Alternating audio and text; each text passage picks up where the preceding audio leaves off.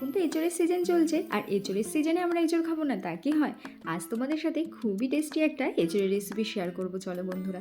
তো প্রথমেই তোমরা দেখে নিয়েছো এঁচোড়টাকে কেটে আমি নুন হলুদ জলে একটু ভিজিয়ে রেখেছিলাম। আলুগুলোকে ভেজে নেব, তারপর ওই তেলেই এঁচোড়গুলোকেও সামান্য নুন দিয়ে ভেজে নিচ্ছি। মশলার জন্য কয়েকটা কাঁচা পাকা লঙ্কা, 1 ইঞ্চি আদার টুকরো, কয়েকটা রসুনের টুকরো পেস্ট করে নেব। এছাড়াও পেস্ট করা মশলার মধ্যে লাগছে পেঁয়াজ আর টমেটো পেস্ট। তো প্রথমেই গোটা গরম মশলা আর 1 চামচ জিরে ফোড়ন দিয়ে পেঁয়াজটাকে ভালো করে কষিয়ে নেব। এখন দিয়ে দেব আদা রসুন আর কাঁচা লঙ্কার পেস্টটা। খানিকক্ষণ কষিয়ে নেওয়ার পর 1 চামচ করে জিরে ধনে হলুদ নুন লাল লঙ্কার গুঁড়ো দিয়ে খুব ভালো করে মশলাটাকে আবারও কষাবো।